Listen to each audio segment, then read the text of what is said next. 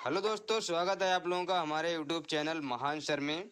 और आज हम फिर जियोग्राफी के कुछ इंपॉर्टेंट क्वेश्चन लेके आए हैं। भूगोल के 15 बेस्ट क्वेश्चन लेके आए हैं और ये वो क्वेश्चन है जो अगर एग्जाम में आए तो लगभग इंसान गलत ही करके आता है। तो वो कौन से क्वेश्चन है, देखने के लिए बने रहिए वीडियो के लास्ट तक। और अगर अभी तक आप लोगों ने हमारे चैनल को सब्सक्राइब नहीं किया है तो सब्सक्राइब कर लीजिए और बेल आइकन को भी प्रेस कर लीजिए ताकि हर वीडियो की नोटिफिकेशन आपको मिलती रहे। और देखते हैं आज का पहला क्वेश्चन क्या है। 76 नंबर का क्वेश्चन है, विसुवियस ज्वालामुखी किस प्रदेश में स्थित है। अब आप लोगों को बताना है कि ये किस प्रदेश में नहीं बल्कि किस देश में स्थित है। विसुवियस एक ज्वालामुखी है और ये कहाँ स्थित है, वोल्केनो। तो आपका इंडोनेशिया, मैक्सिको, इटली, कीनिया। तो इसका जो सही ऑप्शन है दोस्तों वो आपका क्या है, इटली में स्थित है। ये विसुवियस आपका कहाँ है, इटली में स्थित है ज्वालामुखी। और इसका सही ऑप्शन देखते हैं, बिल्कुल सही जवाब है आपका। अब बढ़ते हैं नेक्स्ट क्वेश्चन की तरफ। और नेक्स्ट क्वेश्चन क्या है, माउंट एरेबस ज्वालामुखी निम्नलिखित में से किस महाद्वीप में स्थित है। अब आप इसको माउंट एवरेस्ट मत पढ़ लेना, माउंट एरेबस है ये। तो माउंट अगर एवरेस्ट पढ़ लिया तो आप गलती करने वाले हैं, आप एशिया लगा के आ जाएंगे। और ये क्या है, माउंट एरेबस है। तो इसका जो सही ऑप्शन आपका क्या है, अंटार्कटिका है, अफ्रीका है, एशिया है, यूरोप है। तो इसमें जो सही ऑप्शन आपका क्या है, ऑप्शन ए बिल्कुल सही जवाब। ये अंटार्कटिका में स्थित है। अंटार्कटिका जो महाद्वीप है वहाँ ये स्थित है। इसका सही ऑप्शन आपका ए होता है। नेक्स्ट क्वेश्चन, वायुमंडल में सबसे अधिक ओजोन कहाँ केंद्रित रहती है।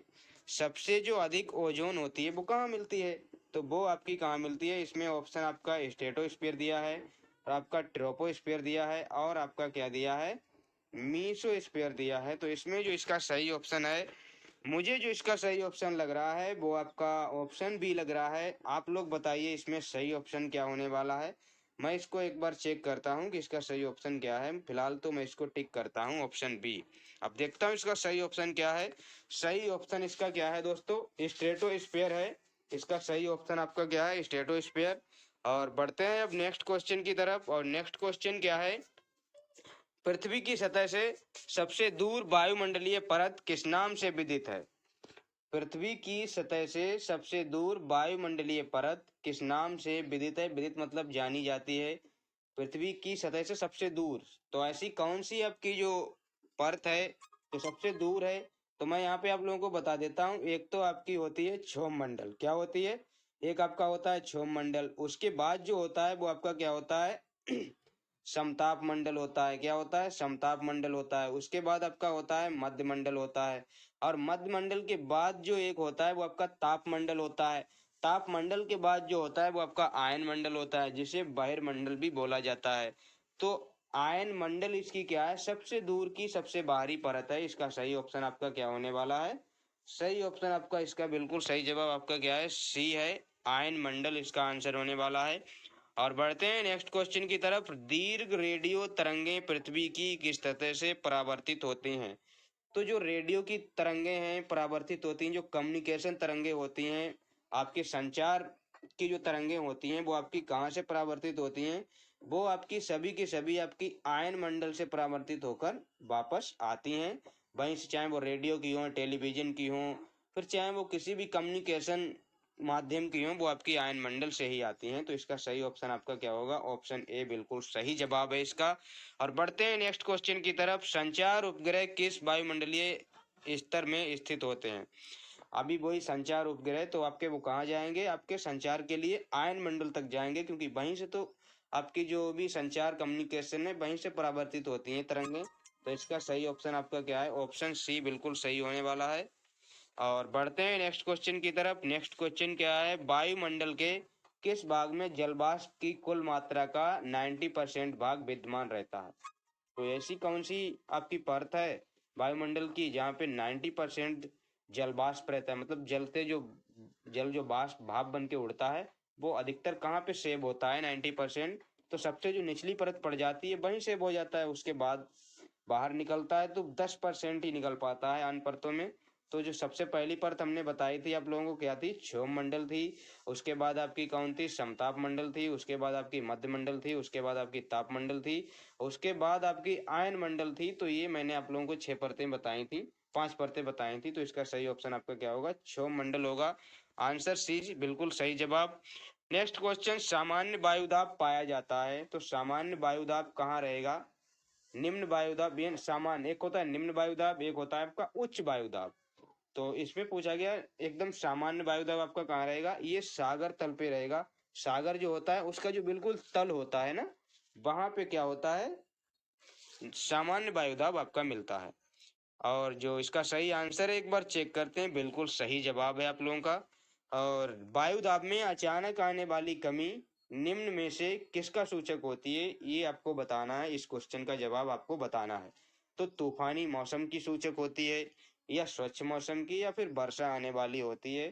तो वायुदाब में अगर अचानक आपकी कमी हो जाती है, क्या है आपका वायु दाब में अगर आपका एयर प्रेशर में कुछ भी कमी आती है, तो वो आपकी क्या है, तूफानी मौसम का इशारा करती है, तूफानी मौसम के लिए सूचक होती है। इसका सही ऑप्शन आपका ए है, बिल्कुल सही जवाब।